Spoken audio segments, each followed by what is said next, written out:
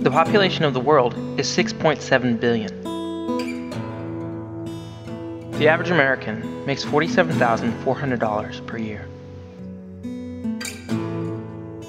The population living on less than $10 per day, or $3,650 per year, is 5.15 billion, or 76% of the entire world.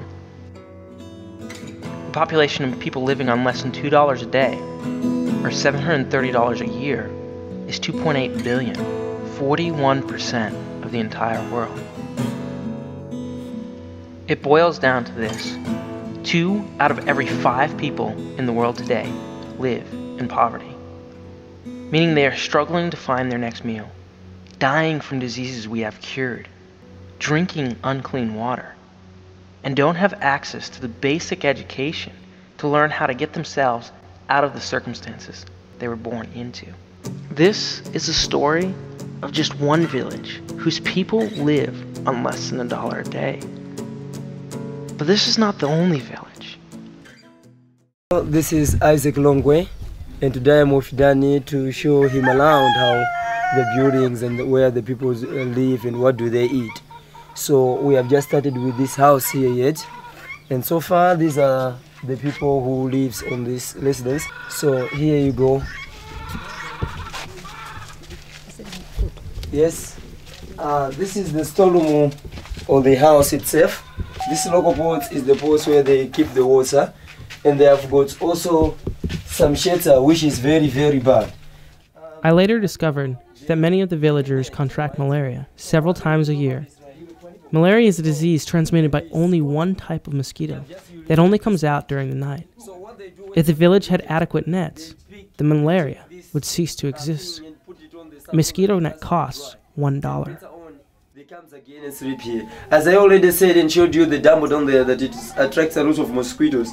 Look, there is not even a mosquito net here, and there is not even a good bracket that the children they can lie. Imagine, it might be difficult for me to touch this one because they have urinated through it, but this is where they this is where more than 3 children uses. That's this house, and it has got 6 people on it. The parents and the parents and 4 children. So there is a very big, staffing, and they only depend on farming. But for them are not working, they are not on a work. So that's what they are doing. You can see that the whole village is here.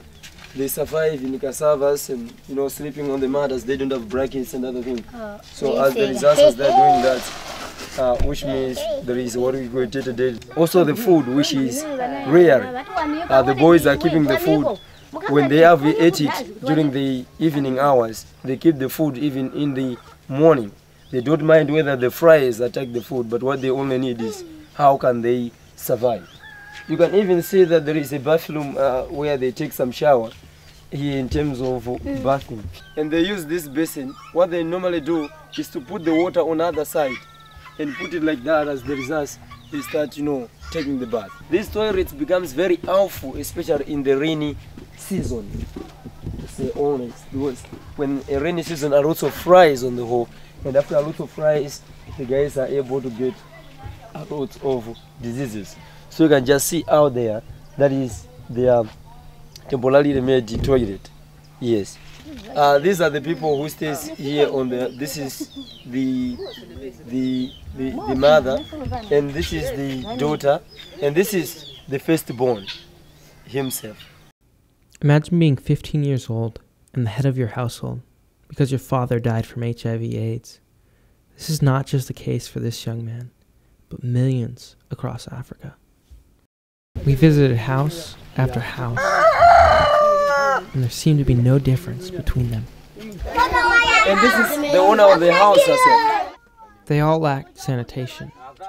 They all lacked malaria nets. No one had clean running water. No one had warm blankets.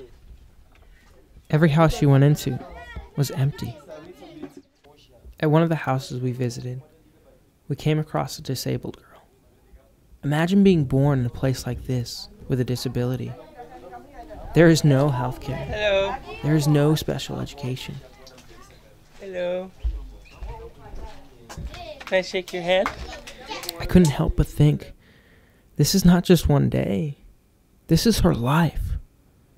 Every day she just sits here, waiting to die. It seemed everyone here lived day to day. No jobs, no source of income, no education, just surviving, eating the same thing every day. This is the garden of cassava garden. That's just over there, where these people they live, where they survive through for the lunch. Yes. Okay. The cassavas are thrown here. This is very smelling water, if you can see it, and you can smell by yourself. So when they're thrown here, they are being put there to dry. And when they have been put there to dry, they are able to pound it. How can they make a lunch? And there is a sieve. And after pounding it, they put cassavas. Those are dried cassavas that are just there. So after pounding it, they put it on a sieve, right? To separate from flour and others. And they have these things, right? Where they normally sieve, so that they should only get flour. That's what happens in order for them to save their rice.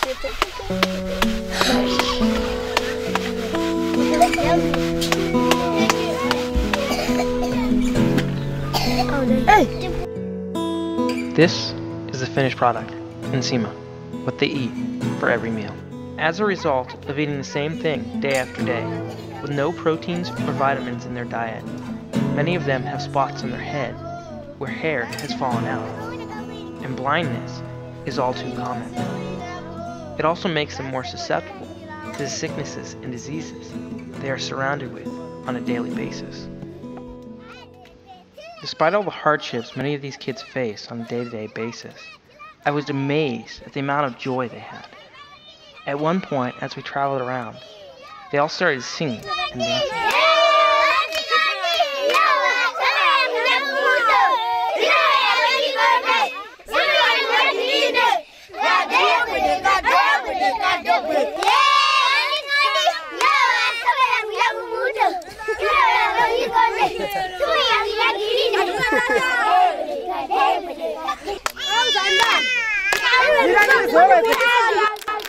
Isaac, what are they singing about? These kids are singing about how happy they are. To find out more about Taking Back Lives and how you can make a difference, go to takingbacklives.org. Yeah, hello. Today we're in Africa. It's warm, it's wet, we're hungry, and that's about all.